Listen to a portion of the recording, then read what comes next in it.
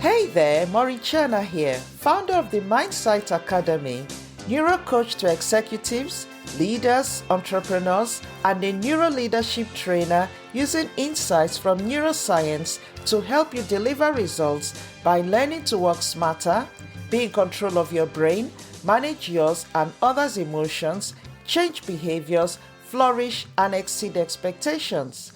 Welcome back to another episode of Lead to Excel podcast. I am so thrilled to be with you today because we have a special guest. But before we get into that, remember to subscribe to this podcast wherever you listen to it, because it will help other people find it and give them the opportunity to understand how they can rewire their own brain to enable them achieve their goals. So without wasting any more time, grab your cup of coffee or your drink or whatever that might be. Put your feet up and listen in. Welcome back to another episode of Lead to Excel podcast. And today I am absolutely excited. I've got another special guest with us today. Her name is Tavish Williams. Now, Tavish, I'm not going to even say much because I want you to introduce yourself to our audience. So please introduce yourself.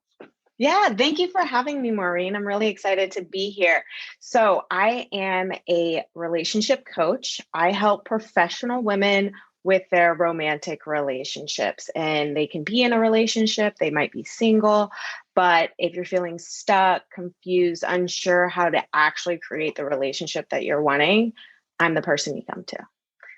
So, yeah. Thank you so much. So when I met you, I went, oh my God, this is so exciting. I really love to have you on the program. So I'm so pleased you could join us.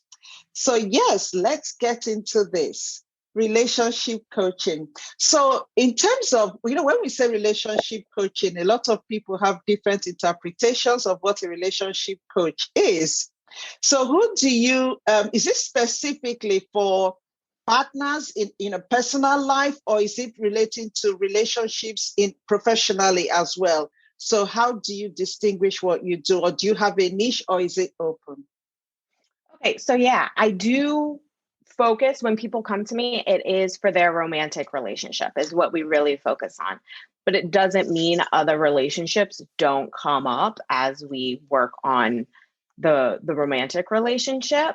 So there's times where we have done work and I've worked with people on relationships at work, how that's impacting them creating space for a relationship, a romantic relationship. It might be a relationship with their previous exes, spouses, exes in that term, that working on that relationship so that they can move forward for a healthy romantic relationship in the future. Also might be working on a relationship that they have either with parents or people who raised them, in order to also, it's all for the end goal of creating that romantic relationship that they're wanting. So other relationships come into it, but the focus always comes back to how is it going to impact the romantic relationship that they're wanting to create and themselves. Thank you so much. I'm actually quite curious. So you work with mainly, is it busy women or professional women that are struggling in relationship, or people that don't have time to form a relationship? So who do you work with mainly? So it's mainly professional women. You end up being busy, high achieving, really their center of genius is around their career and they're a go-getter in that area. But when it comes to relationships, they just haven't figured out what they need to be doing, why it's not working. So a lot of times my clients are very busy. They're trying to get promotions or expand their business, or some are in school, so they're getting a PhD. So it varies what they do, but they are driven, highly successful women. Right. Thank you so much. So what do you do? How do you help them? One of the things that keeps occurring to me is, what steps or what actions would a woman, a professional woman really busy, do to really help her relationship move forward? What can she do? Because it's that whole thing of, like you said, trying to focus on work, looking after possibly children as well, and then coming back home to build a relationship. And I know it's a relationship that tends to suffer. So how do you help them, and what can they do to really help make this work? Yeah, so I think one of the biggest things, especially when we're busy, we automatically think that in order for the relationship to be healthy or create what we're wanting to create, we need more time. And for the busy woman, there is no more time. I only have this amount of time to give. And it's realizing you can be super impactful with the time that you have. It's the mindset you go into when you actually interact with your partner during that time. So the important thing, and I think the focal point is, what is your mindset and what are you telling yourself as you spend that quality time, as you interact with your partner, that you're having, because that's really what's going to create the relationship. Interesting. So in terms of mindset, what mindset then do we need?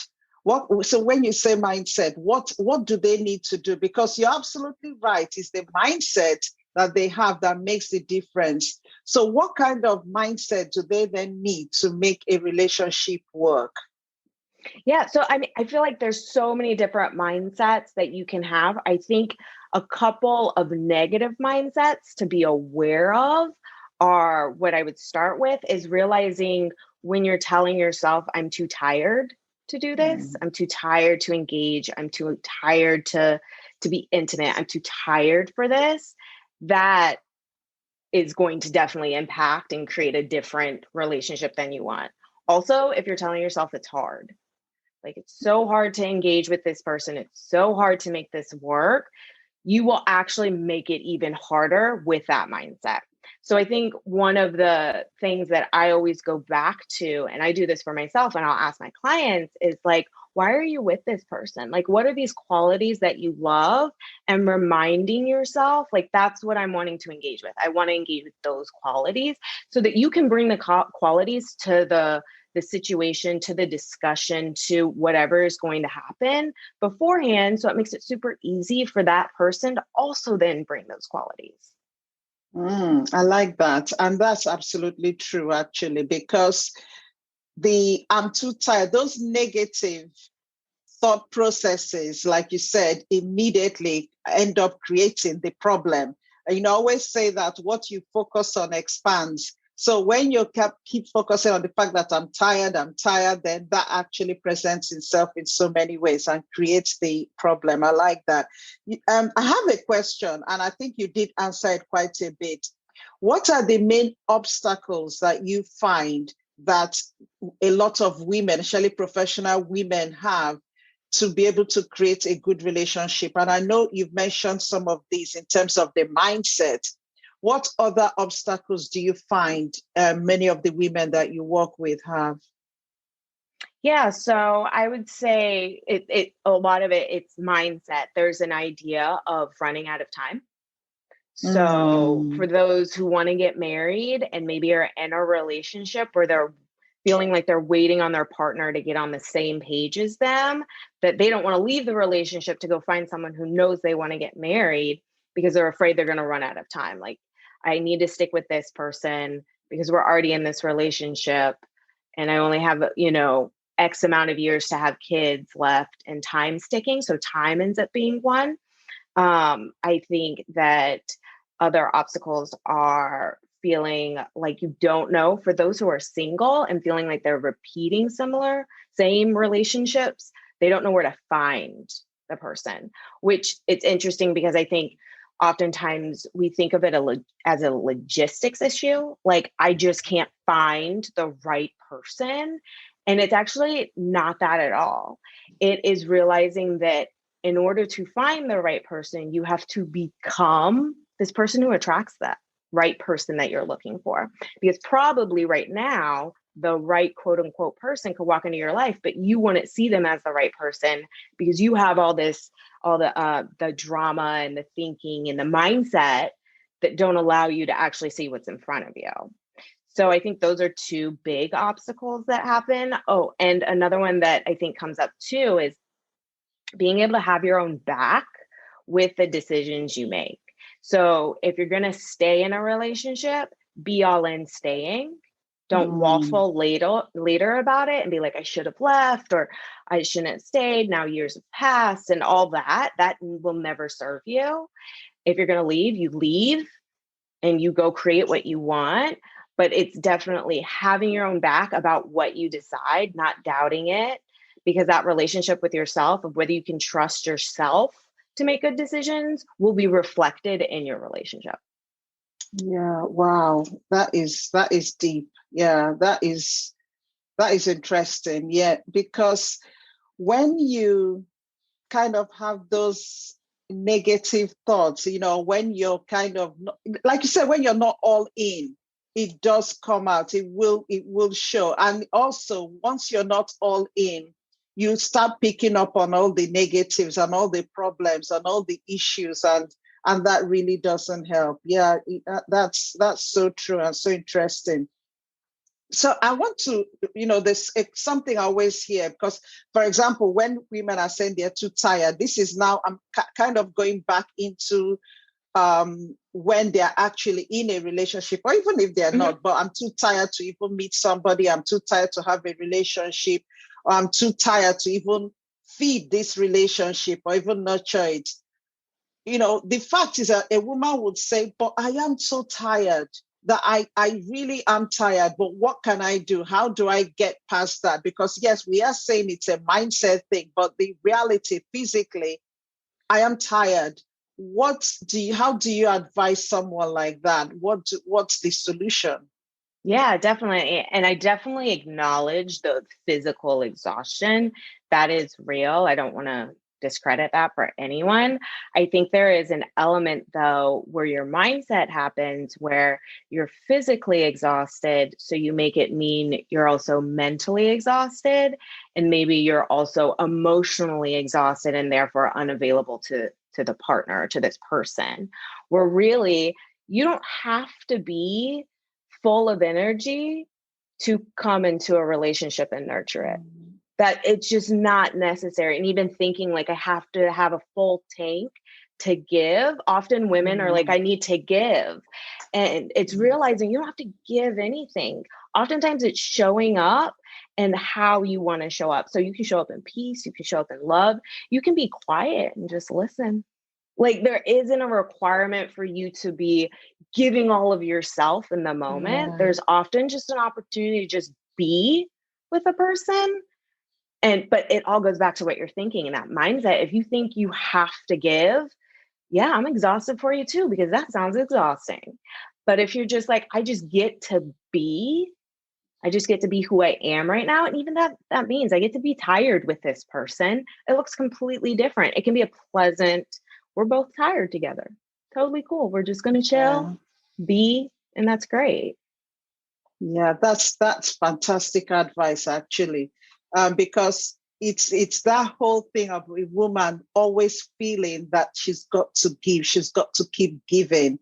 But I like how you said it's just being you, and sometimes it might just, it's the communication, isn't it?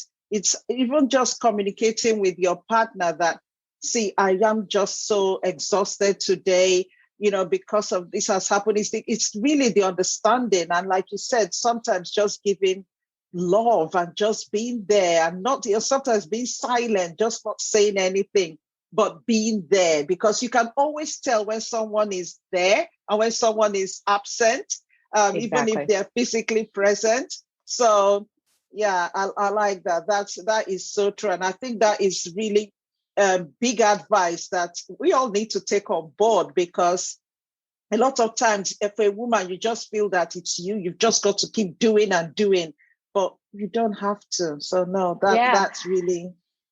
And I want to say something else to that. It's interesting. Okay, so the part of being exhausted, I think it's really good to be aware of what's going on in your head before you're engaging with this other human, because a lot of us, we're busy, we're tired, our brains are racing. I need to do this, I need to do that, don't forget that, I'm also tired, I need to do this, that.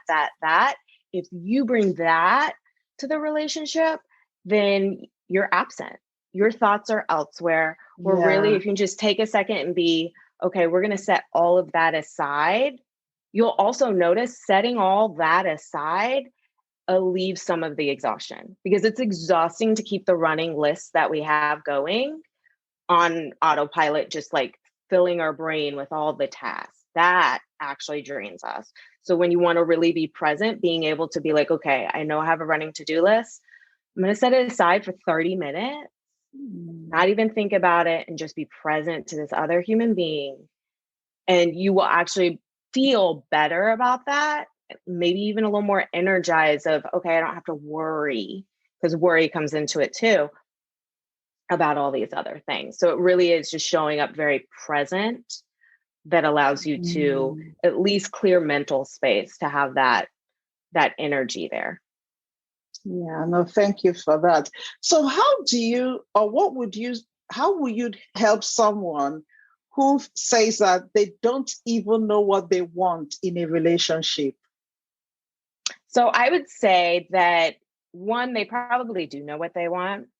At this point, I think what happens to a lot of us is after failed relationships, we stop wanting something because we have a clear view of what it is, but we stop wanting it because now we don't think we can get it. So we almost hide it from ourselves. Like, don't think you can actually get married. It's not possible for you anymore. And so we really shove it to the background so that we don't have to experience the pain every time we bring it out and see that we haven't gotten what we've actually wanted. So I would say it's in there.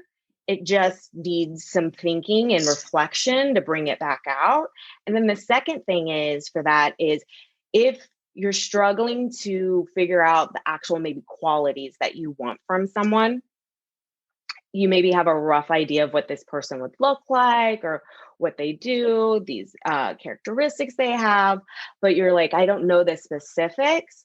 Go on dates with people, ask them questions, investigate them, and you'll start to see the qualities come out. And it's interesting when you actually learn how to do this, because it's a skill. It's getting to know someone and who they are. You end up seeing characteristics, attributes of people, and then you get to decide in the moment, oh, I thought it would look different on someone. I thought that was a good character trait. It's actually not. Because a lot of people who have that character trait might have these other things that come with it. And it's just noticing like, okay, it's really trial and error. You figure out, you meet people, you see things, and then that picture of what you're looking for actually begins to evolve, because you might take away some things, you might add some things, and then you can get really clear on, okay, one, I know what I'm looking for. And two, I also, through that process, you learn how to ask questions and investigate people so that you can really discover people's true character, their nature. I don't want to say necessarily quickly, as in like it's a quick thing that you get to do, but in an effective way through conversation that is actually meaningful and impactful and not just surface level conversation. Yeah, no, thank you. It's a really investing time, isn't it? It's being able to really invest time and go, I'm going to, and sometimes we do it at work, but then when it comes to relationships, a lot of people kind of don't feel the need to. And the question is, why? Why do we treat it differently? Because we'll invest so much time into the work, but not the relationship. Yeah, so it's interesting because I think a lot of us end up not wanting to invest too much in a relationship because of the fear of the pain. It's always you're resistant to it because of the negative emotions that might come up. So you're resistant to dating because you're afraid you're going to be rejected. You're afraid it might go well and then you break up. And really, it comes down to humans are driven by wanting to feel one thing or another. So if we don't want to feel the negative emotions, we're just going to avoid the whole situation altogether. We're not going to invest in it. And it's realizing in order to actually create the relationship you want, which is a ton of good emotions, you're going to have to allow the possibility of bad emotions coming up. Like, it's just not possible to create great things without there always being a possibility of bad things coming with it. Yeah, no, and that's really true, because the way the brain works is that it would try to keep us away from a perceived, from a threat, anything that will cause pain. It will try to keep us away. So in essence, getting into a relationship could be a lot of pain. So it's easier with work. And the other thing I find interesting just listening to you is we know that with work, you kind of have some form of control. But in a relationship, sometimes because it's very close, it's emotional, a lot of, especially women that are really kind of quite high in their careers or businesses, because they have that control there, with the relationship, they feel they might not have the control, and then it's easier to avoid it instead of going there and then getting hurt. So it's really interesting. So in terms of, a professional woman, a business owner, or someone that has really invested so much time into the relationship, how will they know when they need a relationship coach? How do they actually recognize and go, okay, now, you know what? I need a coach now. I would say it's for when you end up realizing you're not creating what you want to create in your relationship. A lot of people, it's like you've read the books, you've listened to the podcasts, and you've made these changes, but you're just not getting what you want. That's when a coach is necessary, because really it's knowing that like you can do a lot of self-coaching, self-reflection, but you can't see your blind spots. And having me coach you, it's like, I'm going to see all the blind spots and point them out to you so that we can start working on those things. And that's where it's really when you see that your relationship is stalling, feeling stuck, or you're in singleness and you are feeling stuck because you're just like, I don't want to date anymore. It's just this repeat thing. That's when it's time to be like, okay, there's something. I know I can't see exactly what it is, but there's something going on. I need someone else to kind of come in, help me see what's going on so that I can make the changes to actually create what I'm looking for. Yeah, no, that's great. Thank you. Now, for someone who is in a relationship but having real issues, and the partner, or let's assume her partner, isn't interested in actually doing anything to make things work, what does she do? So I would say, first and foremost, when you're in a relationship that you feel like your partner isn't willing to put in the work anymore, stop worrying about your partner, start worrying about you. Relationships can change with one person changing. Like that, you changing on your own could be so impactful for your relationship. It will change the decisions you're making, how you're showing up, how you end up feeling, what you put out there, what you're willing to receive. So even if I always want to be like, leave that person out of it, we're not going to work on him. We're working on you, because the goal is you feeling good about the relationship, you feeling good about how you're showing up. So it's really just, it's hard because you think if we both work on this together, it'll get easier. But really, even if you're both working on it, you both have to do your own work. Yeah. So it's really go back to yourself. That's where you have all the control. Oh my gosh, that is a drop mic one. That is so good, because so many times you hear people going, oh, we've got to go to counseling together. We've got to go to coaching together. I need him to come with me. And the fact is, no, it's you first. And I love what you said. One person, it takes one person to make a relationship work. Sometimes you don't need both of you. If you can change, then most times you might find that the other person actually changes because you have changed.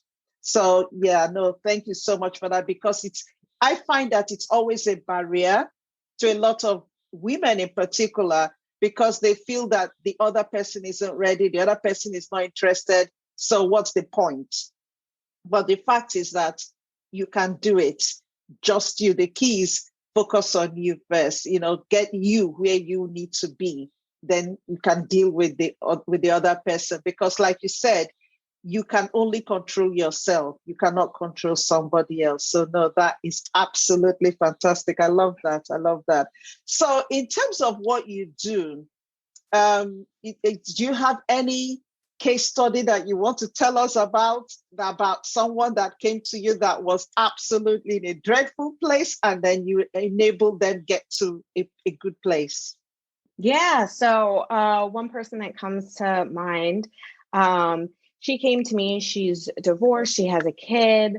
She is single. She's wanting to date. And so what we ended up doing was really working on what she was attracting, because she was from a smaller community. She had always dated in this community, and she was struggling with the fact that her husband, her ex-husband, and all of her previous people she had dated, everybody knew everybody. So there was always somebody able to give you the details about that person, and a family member verifying who they are. And so now she said, I don't want to date in this community. I want to go outside of it. And she was like, but no one's going to be able to verify who this person is. So there's a lot of trust issues going on. So what we ended up doing was really working on her ability to trust and redefining what she was attracting, so that she could be that person that people would attract to her, that were actually coming to her. And I love it because she started to attract those people that she wanted to attract. Exactly who she wanted to attract started popping up for her. And the beautiful thing about this, I believe for everyone, there's multiple matches out there for you.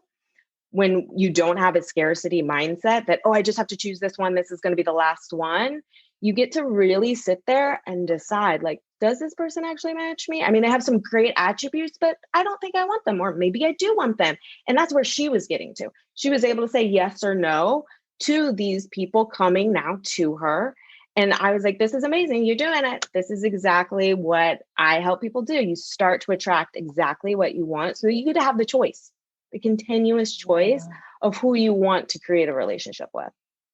Wow, that is good, because you do hear so many women say it, that I'm attracting the wrong kind of people. I'm attracting the people that I really don't want to be attracting to, so that's really interesting. No, thanks for sharing that. So yeah, we're coming to the end now.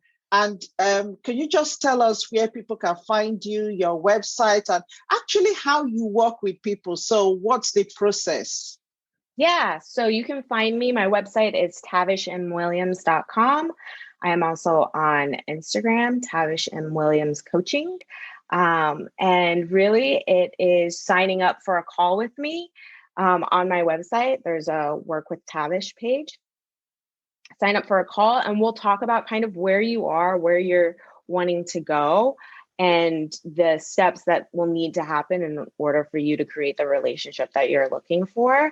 I work with people for 6 months at a time, and we will talk every week. You have unlimited access to me, so I'm really hands-on. I want you to get the results that you're looking for.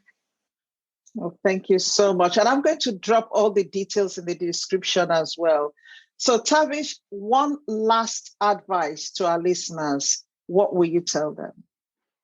I would say this: decisions are how you create the life you have. So if you don't like the life you have right now, it means you need to make different choices for your future. And you can start today by looking at what you have and deciding whether you like these choices, whether you like what you have, and saying, I want to change my choice on this. Oh, thank you so much. And the fact is that because you can change it, you don't have to, remain or kind of just live with what you have. If you want to change it, you have got a choice and you can do it. So thank you so much. That's a great advice to end this on with. So thank you so much, Tavish. And I'm sure, hopefully, our listeners will get in touch with you. Anyone that really needs a relationship coach, please do contact Tavish. Have that conversation, have the consultation call, and just see how it goes. But don't just do nothing. Thank you again. Thank you so much, Maureen. Okay, 3 things before we finish today. Have you subscribed to this podcast? If you haven't, make sure you click that subscribe button wherever you listen to this podcast. Because once you subscribe, you will not miss an episode. And as usual, if you have a topic you would love me to speak about or bring a guest on, do let me know by leaving a review. Finally, do have a fantastic week. And remember that you are limitless. So I look forward to seeing you in our next episode. Bye for now.